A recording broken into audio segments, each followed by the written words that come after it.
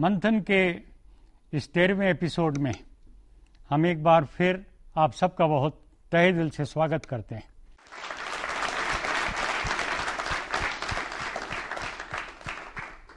मंथन के माध्यम से पिछले 12 एपिसोड में जो चर्चा हुई, शुरुआत में ये बात साफ कर दी गई कि धर्म का मतलब जोड़ना है, तोड़ना नहीं। धर्म का मतलब सीधा मतलब अन्याय से लड़ना है, न्याय के लिए आवाज उठाना है। और इस प्रकार से हमने सच्चाई की तरफ, प्रेम की तरफ, करुणा की तरफ और न्याय के लिए आग्रह करना, सत्याग्रह करना, ये हमने धर्म की एक नई परिभाषा इस मंथन कार्यक्रम से माध्यम से दी है। महर्षि दयानंद ने जो बात कही मंतव्य प्रकाश में कि मनुष्य किसको कहना, वेद तो कह रहा मनुर्भव, अच्छे इंसान बनो, लेकिन कैसा है अच्छा इंसान? तो महर्षि दयानंद कहते हैं कि जो व्यक्ति गरीब हो, लाचार हो, कमजोर हो, उसकी तो वो रक्षा करे यदि वो धर्मात्मा है, न्यायकारी। और यदि अत्याचारी है, और चाहे वो चक्रवर्ती सम्राट भी क्यों ना हो, अत्याचारी दुष्ट व्यक्ति, उसकी मुखालफत करे, उसको शिकस्त देने की कोशिश करे, और ऐसा करने में चाहे उस व्यक्ति के प्राण भी क्यों न चले जाएं, असली धर्मात्मा वो है जो अन्याय से लड़ता है। ये है यदि हमारी धर्म की सच्ची परिभाषा।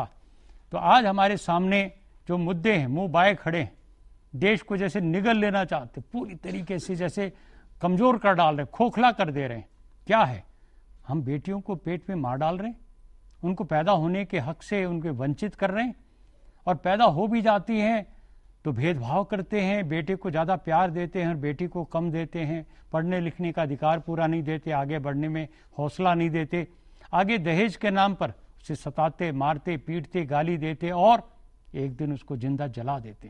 दहेज की आग में 25,000 के लगभग मेरी बहनें जवानी में जिंदा जलाई जा रही। ये अन्याय है, इसके खिलाफ लड़ना एक धर्म है। जातिवाद के खिलाफ लड़ना एक धर्म है।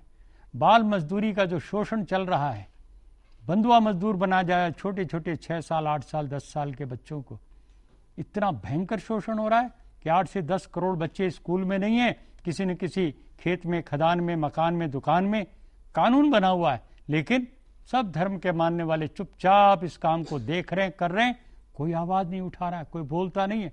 ये समाज में ये धर्म का क्या रोल है, इसके ऊपर हम लोगों ने बहस की। आज फिर हम अपने इन नौजवान साथियों से एक बार फिर पूछना चाहेंगे, आप लोगों से हम जानना चाहेंगे कि क्या बेटी को बेटे के बराबर प्यार नहीं मिलना चाहिए? हम में कोई हिंदू हो, मुसलमान हो, सिख हो, ईसाई हो, जो भी हो, मैं कहता हूं नास्तिक भी हो, तो क्या नास्तिक का दिल भी इस बात से पसीजता नहीं, पिघलता नहीं कि हम उस नन्ही सी बेटी को, जिसके अभी फूल की पखुड़ियों जैसे कोमल उसके हाथ पैर, पेट के अंदर है वो बच्ची, हमारी बेटी, और उसको हम डॉक्टर के पास ले जाके कहें कि इसको काट दो, चीर दो, फाड़ दो, बहा दो गंदी नाली में, क्योंकि ये बेटा नहीं है, बेटी? क्या सोचते हैं आप? छोटे जो लड़की है उसे नहीं मारना चाहिए। आजकल हम समाज में देखते हैं कि बेटे, जिसके पेट में बेटा है उसे लोग जन्म देते हैं, और जिसके पेट में बेटी है उसे मार देते हैं। मैं ये कहना चाहती हूँ, हमें ऐसा अपराध, घिनौना अपराध नहीं करना चाहिए। बहुत अच्छी बात। देखिए कितना घिनौना अपराध है, और हमारी छोटी सी बेटी ने किस तरीके से एक संकल्प जगाया पूरे देश के लिए कि हमें ये अपराध नहीं करना चाहिए। आप बहन जी बताइए, जो पीछे बैठी है हमारी। बेटियों को नहीं मारना चाहिए, और बेटियों को पालन करना चाहिए, बेटियों को जन्म देना चाहिए, अच्छा पढ़ाई लिखाई है। हम बेटियों से तो बनकर इतने वो हैं, बेटी माँ बनती है, और बेटी सब कुछ है हमारे लिए, देश चलाती है। बहुत अच्छा। सारे दुनिया के महापुरुष कौन पैदा करता है? कोई न कोई औरत ही पैदा करती है, माँ पैदा करती है। तो कहाँ होते राम, कहाँ होते कृष्ण, कहाँ होते ईसा मसीह, कहाँ होते हजरत मोहम्मद, कहाँ होते कोई छत्रपति शिवाजी या ऋषि दयानंद और विवेकानंद, गुरु नानक देव या गुरु गोविंद सिंह? यदि हम जो उनकी जो माताएं हैं वो पेट में जब थी उनको कोई ख़त्म कर देता या पैदा होने के बाद मार देता, तो दुनिया पूरी तरीके से पंगु और पूरी तरीके से समाप्त हो जाती है, सृष्टि खत्म हो जाती। तो ये जो संकल्प है, इसके लिए लड़ने का कोई इरादा है आप लोगों के दिल में कि हमें इसके खिलाफ मुहिम चलानी है, गांव-गांव में हर जगह पर जागृति पैदा करनी? आप कुछ कहना चाहेंगे? समाज के अंदर जागृति लानी होगी। कहीं तक मैं भ्रूण हत्या में महिलाओं को ही जिम्मेदार मानता हूं, क्योंकि वो मानती हैं कि उसी से उनको वंश चलेगा। उनके बीच में एक जागृति लानी होगी, जिसके लिए हमें, चूंकि मैं एक समाचार पत्र का संपादक हूं, मेरा नाम संजय राय, मैं गुड़गांव से आया हूं, और हरियाणा के अंदर भ्रूण हत्या का जो दौर एक चला है उसमें एक पुरुषों को ही मान्यता दी गई है, जिसकी वजह से आज महिलाओं का स्तर, महिलाओं का जो रेशियो है पुरुषों के मुकाबले बहुत कम होता जा रहा है। आज शादियों के लिए महिलाएं दूसरे प्रदेशों से लाई जा रही हैं। ये भ्रूण हत्याओं को रोकना पड़ेगा, उसके लिए महिलाओं को सामने लाना आना खरीद होगा। फरोख्त हो रही है, मंडियां लग रही हैं जहां औरतें खरीदी जा रही हैं, बोलियां लग रही हैं। तो ये जो एक कलंक है हमारे समाज के लिए, अभिशाप है, ये बंद होना चाहिए। और लड़कियां खरीदी जाएं, बेची जाएं, इससे नहीं। किसी लड़की को आप केवल इसलिए मार दें बेटी को क्योंकि वो बेटा नहीं, ये एक बहुत ही बड़ा प्रश्न है और इस पर पूरे समाज को संवेदनशील होकर के आंदोलित होना चाहिए। मेरे पास बहुत सी ऐसी चिट्ठियां आई हैं, मैं बताना चाहता हूं। हमारे साथी कहते हैं छगनलाल सोनी जी, ये लिखते हैं सुभाष चौक भिलाई से, मध्य प्रदेश के छत्तीसगढ़ से, कि सकल राष्ट्रीय योजनाओं में जितना धन हम लगाते हैं और इतना ही धन हम लोग लगभग मंदिर, मस्जिद, गिरजाघर के सजावट में बर्बाद कर देते हैं। इसमें से आधा पैसा भी बच्चों की और खास करके बच्चियों की शिक्षा में, चिकित्सा में लगा दें तो 5 साल में हमारा देश दुनिया में 1 नंबर का देश हो सकता है। ये है संकल्प जिसको हमें जगाना चाहिए और आगे बढ़ना चाहिए। हमारे बीच में हनुमानगढ़ के पास एक गांव है राजस्थान का, बरवाली गांव से, देखिए छोटे से गांव से कितना सुंदर विचार लिखा है। बिश्नाराम एक अध्यापक ये लिखते हैं कि मंथन कार्यक्रम के लिए तो बधाई वगैरह, फिर छोटी सी कविता लिखी इन्होंने। नन्हे नन्हे हाथ हमारे हो हाथों में कलम हमारे, नाचें कूदें खेलें खेल, एक दूजे से कर लें मेल, कच्ची उमरिया हे सांवरिया हमें दिखाओ सही डगरिया, पकड़ ले जाते हमें होटल में, पकड़ ले जाते हमें होटल में, काम कराते सब फोकट में। कितना दर्द है मासूम बच्चों का इस चिट्ठी के अंदर। तो मैं इनको बधाई देता हूं। ये सब लोग मिल जाएं, आज जुड़ जाएं कि हम कन्या भ्रूण हत्या नहीं होने देंगे, गरीब से गरीब बच्चे से मजदूरी नहीं कराएंगे, उसको पढ़ने लिखने का। एक चिट्ठी आई हमें बाराबंकी उत्तर प्रदेश के रमेश चंद्र जैन जी से, तिलक जी से, कि बाल श्रमिक का निषेध होना चाहिए, देश में युवाओं को आगे बढ़ने का मौका मिलना चाहिए। इसी तरह देवेश जी लिखते हैं फतेहपुर उत्तर प्रदेश से, और ये तो कह रहे हैं मेरे पास युवाओं की टीम है जो देश और समाज को और आगे लाना चाहती है, और बस अब हमें आंदोलन के रास्ते पर खड़े हो जाना चाहिए। प्रभा अग्रवाल जी मोगा पंजाब से लिखती हैं, इनके भी विचार बहुत अच्छे, इनको प्रोग्राम भी बहुत अच्छा लग रहा है, और ये कहती है भारत सरकार कोई ऐसा कानून बनाए जो बच्चा बाल मजदूरी करता पकड़े उसके माँ बाप को भी दंड मिले। ये तो बहुत अच्छी बात लिखी है। अब गरीब बच्चे, माँ बाप जो हैं वो इस मजबूरी में अपने बच्चे को भेज रहे हैं कि घर में खिलाने के लिए उनके पास नहीं। तो प्रभा जी, ये कहना तो आसान है कि माँ बाप को भी दंड मिले, लेकिन थोड़ा हमें सोचना चाहिए क्यों नहीं हम उस जिलाधिकारी को या जो भी लेबर कमिश्नर या लेबर इंस्पेक्टर उस इलाके का, उसके सामने यदि कोई बच्चा उसके जिले में, उसके तहसील में कोई बच्चा बाल मजदूरी करके उसका शोषण हो रहा है, बचपन उसका नष्ट हो रहा है, उस अधिकारी को दंड मिलना चाहिए, उसकी कम से कम सस्पेंशन होनी चाहिए, उसकी प्रमोशन रुकनी चाहिए, और उसको बताना पड़ेगा कि क्यों तुमने कानून लागू नहीं किया। यदि इस प्रकार से हम चलेंगे तो थोड़ा तो इन अधिकारियों के मन में भय होगा, और अधिकारियों के सिर पर थोड़ा सा तो एक डर होना चाहिए कि यदि हम कानून को लागू नहीं करवा रहे हैं तो ये दंड माँ बाप को तो शायद मिले ना मिले, शायद हमें मिल सकता है। इसी प्रकार से शक्ति बिलासपुर जिले से, मध्य प्रदेश छत्तीसगढ़ से एक चिट्ठी आई है कि यहाँ मंदिर मस्जिदों में लोग खुलकर दान देते हैं, लेकिन गरीब, असहाय और बच्चों की तरफ कोई देखना पसंद नहीं करता। मैं आपसे सहमत हूं मनोज कुमार सोनी जी, लेकिन आइए हम एक नया वातावरण तैयार कर रहे हैं, एक नया आंदोलन तैयार कर रहे हैं। हमारे बीच में एक बहुत ही अच्छा कार्यक्रम के बारे में लिखा है सतीश पांडे जी ने। ये लिखते हैं ग्राम पोस्ट सुवल, गाजीपुर उत्तर प्रदेश के, और कहते हैं कि हमें एक राष्ट्रीय जिम्मेदारी, राष्ट्र निर्माण की जिम्मेदारी लेकर के अब आगे बढ़ना चाहिए और इसको एक आंदोलन बनाना चाहिए, मंथन को एक आंदोलन बनाना चाहिए। एक देखिए कि एक हरिजन नौजवान हमारे 17 साल के, इनका नाम है रविशंकर कुर्रे, ये पटना थाना है लेकिन बैकुंठपुर तहसील कोरिया, ये भी छत्तीसगढ़ से, गांव में बैठ के कार्यक्रम इनको बहुत अच्छा लग रहा है और ये कहते हैं कि मैं आपसे ये पूछना चाहता हूं कि एक बच्चा है 15 साल का, 15 साल का वो मजदूरी कर रहा है, अनाथ बालक है और चूंकि उसके घर में खाने के लिए कुछ भी नहीं है, वो पढ़ना लिखना चाहता है लेकिन बाल मजदूरी करनी उसकी मजबूरी हो गई है। क्या आप उसको छुड़ा सकते हैं? क्या उसकी मदद कर सकते हैं? इन्होंने हमें चुनौती दी है और हम स्वीकार करते हैं। रविशंकर कुर्रे जी, आप हमें उसकी पूरी डिटेल दीजिए और हम उसके लिए पूरी ताकत लगाएंगे। इसी तरीके से विनय कृष्णा जी पटना से लिखते हैं, इनका तो काफ़ी बड़ा अच्छा संगठन भी है और अंग्रेजी में इन्होंने बहुत सुंदर चिट्ठी लिख के कहा है कि जो रिमांड होम्स होते हैं और इनको एक तरह से जेल में जैसे कैदियों को रखा जाता है, जो बच्चे गुम होते हैं उनको भी यहीं पर शामिल कर दिया जाता है और इन बच्चों का भविष्य नष्ट हो जाता है। इसलिए इनको बदलना चाहिए और इसके लिए स्वयं काम कर रहे हैं। हमसे पूछ रहे हैं कि क्या आप इसमें सहयोग करेंगे? Should you lend your shoulder to this task and come over to Patna, the work will get an impetus which could spread to other states in the country. Most welcome Vinay Krishna ji, मैं आपके साथ हूं और हम और आप मिल करके रिमांड होम्स में जो गलती कमियां हो रही हैं इसको हम दूर करेंगे। दूरदर्शन के माध्यम से ये आवाज पूरे देश में गूंज रही है और मुझे विश्वास है कि ये देश बदलने की तरफ आगे बढ़ रहा है। अब ये जो धर्म और धर्म के नाम पर आज तक जो कुछ चलता रहा, मंदिरों में घंटियां बजती रही, मस्जिदों में अजान होती रही, लेकिन देश में बदलाव नहीं आया। ये 60 साल हमारी आज़ादी के गुजर गए। आज एक चुनौती हमारे आपके सब के लिए, हम अपने अपने मजहब में रहते हुए छोड़ने की जरूरत नहीं है, नास्तिक बनने की जरूरत नहीं है, लेकिन हम अपने अपने मजहब के उसूलों पर चलते हुए वो कौन सा काम है जिससे बाल मजदूरी, कन्या भ्रूण हत्या, दहेज की लानत और भी जो कुछ अपराध हो रहे हैं देश के अंदर, उनसे हम निजात दिला सके अपने देश को, इस मुल्क को।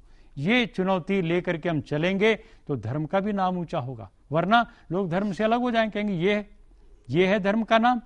वो लोग कहेंगे, जैसे एक शायर ने कहा, खुदा के बंदों को देखकर खुदा से मुनकिर हुई है दुनिया, कि ऐसे बंदे हैं जो खुदा के, वो कोई अच्छा खुदा नहीं, वो कोई अच्छा खुदा नहीं। लोग खुदा के रास्ते से अलग हो जाएंगे, ईश्वर के रास्ते से अलग हो जाएंगे। नहीं, हम बताएंगे कि ईश्वर की ये मंशा नहीं है कि हम बुराई काम करें और अच्छाई का रास्ता छोड़ दें। इसलिए हम छोटा सा विराम लेकर के फिर आएंगे आपके सामने एक बार और चर्चा को जारी रखेंगे इन नौजवान दोस्तों के साथ मिल करके।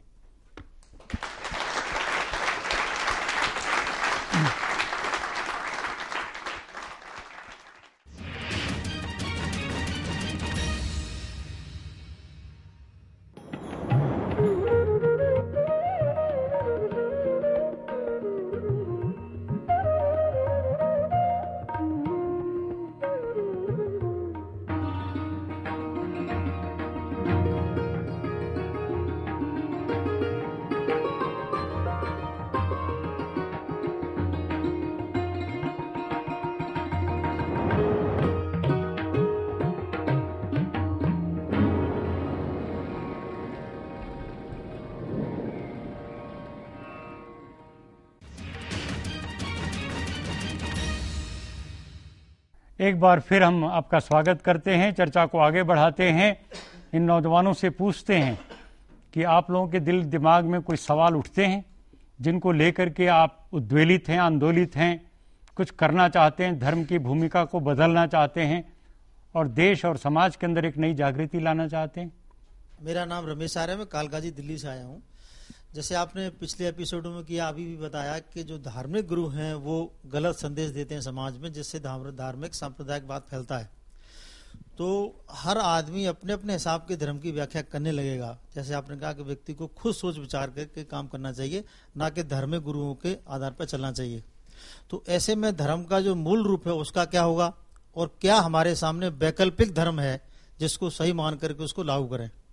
दूसरा मेरा एक सुझाव है कि ये जो हम कार्यक्रम कर रहे हैं, आजकल जिस तरह से मीडिया का व्यवसायीकरण हुआ है, वो टीआरपी के आधार पर अपने प्रोग्राम देते हैं और इतना अच्छा मंथन प्रोग्राम है, इसको क्यों ना हम स्टूडियो से बाहर निकल के जहां बाल मजदूरी हो रही वहां लेकर जाएं, जहां धार्मिक उन्माद फैला है वहां जाएं। ये आपका बहुत ही अच्छा सुझाव है, बहुत ही अच्छा सुझाव है। मैं समझता हूं कि इसको बाहर ले जाएंगे, हम स्टूडियो से बाहर ले जाएंगे, लोगों के बीच में ले जाएंगे और कोशिश करेंगे कि सीधा संवाद स्थापित करें आम जनता से, गरीबों से, मजलूमों से। ये एक बहुत अच्छा सुझाव है आपका। स्वामी जी, मेरा सवाल ये है कि छोटे, जैसे हम अच्छे कपड़े पहनते हैं, हर अच्छे अच्छे होटल में खाना खाने जाते हैं, उनका जो छोटे बच्चे हैं, गरीब बच्चे हैं, जो सड़कों पे न्यूज़पेपर बेचते हैं और घर में काम करते हैं, उनका हक नहीं बनता कि वो भी अच्छे अच्छे होटल में खाना खाने जाए? क्या नाम है बेटे आपका? गुरवीन। गुरवीन, कितनी अच्छी बात कही कि हम लोग होटलों में पैसा बर्बाद करते हैं शान शौकत दिखाने के लिए, शादी ब्याह में बर्बाद करते हैं पैसा, गहनों में करते हैं, सजाने में करते हैं। तो क्या उन छोटे बच्चों की खातिर जो हमारे असली, सचमुच देखा जाए तो वो हैं असली राम और रहीम, वो हैं असली हमारे एक तरह से खुदा की तस्वीर हमें उनके अंदर देखनी चाहिए। उनके लिए हम क्यों नहीं कर सकते ये ताकत लगाएं, इस पैसा लगाएं, अपना समय लगाएं। गुरवीन बेटे का बहुत ही अच्छा सुझाव है और मुझे लगता है कि सारे देश के अंदर जितने धर्म के लोग बैठे हुए हैं अपने मंदिर मठ के अंदर, गुरुद्वारे के अंदर या कहीं पर भी, जरूर इस गुरवीन के सवाल का जवाब अपने दिलों के अंदर ढूंढेंगे और सारी ताकत हमें बच्चों को अच्छी शिक्षा देने के लिए, प्यार देने के लिए, अच्छा भोजन देने के लिए, ताकि कोई भी बच्चा बीमारी में न मरे। ये हमारा संकल्प होना चाहिए। बहुत ही अच्छी बात आपने कही। आप कहिए कुछ। मेरा नाम विजयेंद्र है, मैं निर्माण संवाद एक पत्रिका है उसका मैं संपादक हूँ और युवा भारत से मैं जुड़ा हुआ हूँ। मैं ये कहना चाहता हूँ कि इस देश में जो भी बुनियादी सवालों के समाधान थे, जो समाधान ढूंढने की जो कोशिशें थी, जो प्रक्रिया थी, वो जमीन पर थी। अब इस जमीन से जुड़े हुए सवालों को जब हम हाईटेक आंसर देंगे तो उसके परिणाम भी पूरे देश में दिख रहे हैं। जिन सवालों को आपने रेखांकित किया पिछले एपिसोड में कि धर्म से पहली दफा यह हो रहा है कि धर्म को हम तमाम सवालों का उत्तर हम बनाने जा रहे हैं। यह आपके प्रयास हैं, ये बहुत ही अच्छे प्रयास हैं। यह बिल्कुल इस राष्ट्र को एक सबलता देगा, यह प्रयास राष्ट्र को समर्थ बनाएगा। लेकिन मैं एक बात कहना चाह रहा हूं कि दुनिया बड़ी अजीब है, जहां भूख से भी लड़खड़ाओ तो लोग कहते हैं पी करके आया है। जो व्यक्ति व्यवस्था के खिलाफ में संघर्ष करना चाहते हैं, जो सवालों को मुखरित करना चाहते हैं, उसको अतिवादी और आतंकवादी कह करके उसको हम मारने की तैयारी कहते हैं और कहते हैं देश में आतंकवाद फैल रहा है। स्वामी जी, आपके कार्यक्रम के माध्यम से और मैं कहना चाहूंगा, एक बार प्रतिरोध और आतंक के बीच के अंतर को भी स्पष्ट करना बहुत जरूरी है। दूसरी बात में स्वामी जी, और मैं थोड़ा संक्षिप्त कीजिए। बस संक्षिप्त में करता हूं। दूसरी बात यह है कि जो बाल के सवाल हैं, बाल के सवाल जो पश्चिम से जो हमारे उसके समाधान आ रहे हैं, वे पश्चिम के समाधान पूरे देश को अनाथालय बनाने की कोशिश है। हम ये कह रहे हैं कि जिनके बाल के सवाल तो अलग हैं, जो युवा आत्महत्या कर रहे हैं, किसान आत्महत्या कर रहे हैं, वृद्ध आत्महत्या कर रहे हैं, तमाम, चाहे मजदूरी से लेकर बचपन से लेकर के बुढ़ापे तक भारत का तबाह है, बिल्कुल मरणासन स्थिति में, सुसाइडल स्थिति में है। इसलिए मुझे लगता है एक मौलिक चेतना के साथ खंडित चेतना को त्याग करके पूरे तमाम धर्म और भेद उपभेद तमाम चीजों को त्याग करके एक बार पूरी मानवता की लड़ाई लड़नी पड़ेगी। पूरे, अन्यथा ये पूरे मानवता का अस्तित्व ही दांव पर लग जाएगा। क्योंकि इस देश में रोटी और अन्न का सवाल नहीं है, अब अस्तित्व का सवाल है कि मानवता बचेगी कि नहीं बचेगी। इसके लिए पूरे हिंदुस्तानियों को एकत्रित होकर के, संगठित होकर के एक भाव से लड़ने की जरूरत है। विजेंद्र जी, आपका यह सवाल बहुत ही दिल को छू लेने वाला सवाल है और बहुत ही बुनियादी तरीके से आपने ये सवाल उठाए हैं। और आपने ये भी सही कहा है कि धर्म की ऊर्जा का यदि इस्तेमाल हो जाए। मुझे गुरु गोविंद सिंह आज विजेंद्र जी आपकी बात को सुन के याद आते हैं। उन्होंने कहा, मुझे बदलने के लिए, समाज के अंदर अन्याय को मिटाने के लिए हे परमात्मा ताकत दे। देहि शिवा वर मोही है, शुभ कर्मंतों कबहू न डरो, न डरो और इसो जब जाय लड़ो, निश्चय कर अपनी जीत करो। ये है भावना, ये है भावना जिसे हमें जगाना है।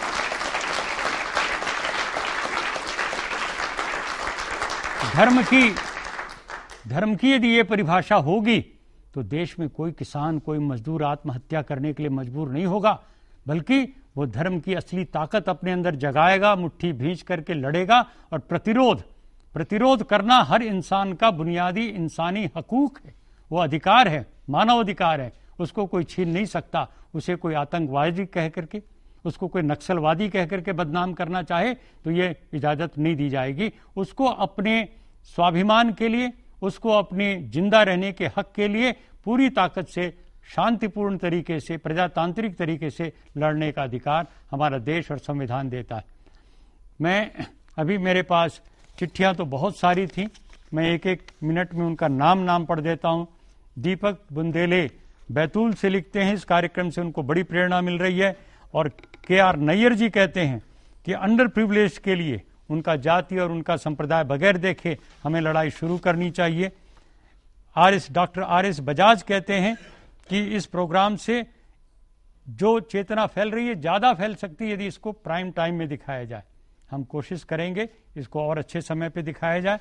हमें इसी तरीके से बहुत ही लोगों के, प्रभुजोत जी वरेच के पत्र आए हैं, हमारे पास रुड़की हरिद्वार से विनय कुमार जी के आए हैं। मैं बता नहीं सकता, ढेरों सारे पत्र हैं मेरे पास, लेकिन अभी जो कुछ हम लोग जिस अंदाज से जिस नतीजे पर पहुंच रहे हैं, इसका कोई न कोई नतीजा निकलना चाहिए, इसका कोई परिणाम निकलना चाहिए। और मुझे एक इजाज़त दीजिए कहने के लिए कि यदि हम देश के अंदर इस मंथन कार्यक्रम के माध्यम से कोशिश करें जागृति की, नव जागरण की, नव निर्माण की, एक लहर पैदा करने की, और करोड़ों करोड़ों नौजवान जो जहां भी है वो वहीं पर संगठित होना शुरू करे, अन्याय से लड़ने के लिए, गरीबी, भूख, लाचारी और बेबसी से लड़ने के लिए, औरतों पर हो रहे जुल्म से लड़ने के लिए, बाल मजदूरी का कलंक, बंधुआ मजदूरी का कलंक मिटाने के लिए अंतर्जातीय शादियां करें। लोग हैं कोई यहाँ पर जो ये संकल्प लें कि हम अपनी शादी जात पात की खुराफात को तोड़ करके बिना दहेज के करेंगे? हाथ उठाइए यदि कोई है तो। शाबाश, बहुत अच्छा लगा। और हमारी बेटियां सोच रही कि हम क्या करें। आपको भी संकल्प लेना है कि चाहे जिंदगी भर कुंवारी रहना पड़े, लेकिन दहेज मांगने वाले लोभी लालची से हरगिज शादी बोलो नहीं करेंगे। बिल्कुल, तो ये है बात, ये है चेतना की लहर। और मैं समझता हूं कि दहेज के खिलाफ हम आंदोलन चलाएं, जातिवाद के खिलाफ चलाएं, और हर प्रकार के रूढ़िवाद को समाप्त करें, अंधविश्वास को खत्म करें, और धीरे धीरे हम एक ऐसे मोड़ पर ला करके देश को खड़ा करें जहां, जैसे अब देखिए हमारे देश के अंदर राजनीतिक पार्टियां अलग अलग विचारों के, अलग अलग नेता, लेकिन सत्ता में भागीदारी के लिए वो एक हो जाती है, एक मंच पे आ जाती है, एक अलायंस, एक कोएलिशन, एक गठबंधन तैयार करती।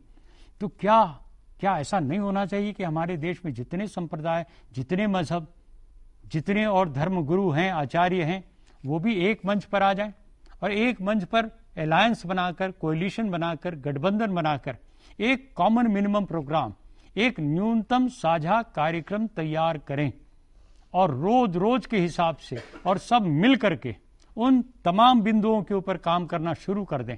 हर मंदिर से, हर मस्जिद से, हर गुरुद्वारे से, हर चर्च से, हर जगह से यह आवाज उठे कि हमें कन्या भ्रूण हत्या मंजूर नहीं, हमें मंजूर नहीं है किस प्रकार से किसी बेटी को दहेज की आग में जलाना, हमें मंजूर नहीं है जात पात की खुराफात और किसी के प्रति छुआछूत और इस प्रकार का घृणा का व्यवहार, हमें मंजूर नहीं है सांप्रदायिकता, हिंसा, हमें मंजूर नहीं है आतंकवाद, हमें मंजूर नहीं है किसी भी प्रकार किसी इंसान का, बच्चा हो या बड़ा, बंधुआ मजदूर बना करके उसका शोषण किया जाना। यदि ये ताकत जुड़ जाएंगी, सप्त क्रांति के मुद्दे लेकर के हम अपना एक साझा कार्यक्रम बना लें और जुट जाएंगे, मुझे लगता है कि आने वाले साल 2 साल के अंदर ही इस देश के वातावरण में एक नई ताजगी आ जाएगी, एक नई उम्मीद लोगों के दिलों में जगेगी। जो एक सिनिसिज्म है, अरे क्या होगा, कुछ नहीं हो सकता, इस देश के अंदर कुछ बदलता नहीं है, ये जो निराशा के बादल हैं, इनको चीर करके हम एक आशा का विश्वास जगा सकते हैं, एक सूर्य देदीप्यमान हम जगा सकते हैं, उसका उदय हो सकता है। और लोग कह सकते हैं कि किस प्रकार से एक नौजवानों ने शिरकत की, नौजवानों ने अपने ऊपर जिम्मेदारी ली और सारे भेदभाव दीवारों को तोड़ करके उन्होंने राष्ट्र के सामने एक अपने संकल्प को चरितार्थ करके दिखाया।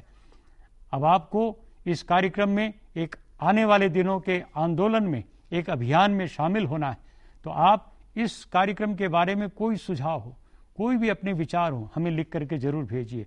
हमारा पता है कार्यक्रम मंथन, कमरा नंबर 78, CPC दूरदर्शन, खेलगांव, नई दिल्ली 110049। आप चाहते ईमेल करें तो हमारा आईडी भी नोट करें। हमारा ईमेल आईडी है manthan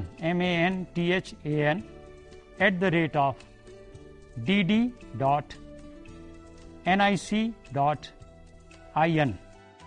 हमें बड़ी बेसब्री से इंतजार होगा और हम इसी के बिना पर पूरे देश को एक प्रकार से नए मोड़ पर, नए रास्ते पर, नई जागृति के मुहाने पर ला करके खड़ा करेंगे। दोस्तों, साथियों, नौजवानों, आओ, ये वक्त है बदलने का, अपने आप को अंदर से और समाज को बाहर से बदल करके एक नया देश, एक नया राष्ट्र गढ़ करके दिखाने का। आओ हम संकल्प जगाएं, इस काम को करके हम आने वाले चंद दिनों में एक नए तरीके से, एक नए अंदाज से हम करके दिखाएंगे। आप सब लोगों का बहुत बहुत धन्यवाद। आप लोगों ने एक नई जागृति दी, एक नया विचार दिया, एक नया उत्साह पैदा किया। इसके लिए मैं आप सबका बहुत बहुत शुक्रिया अदा करता हूँ।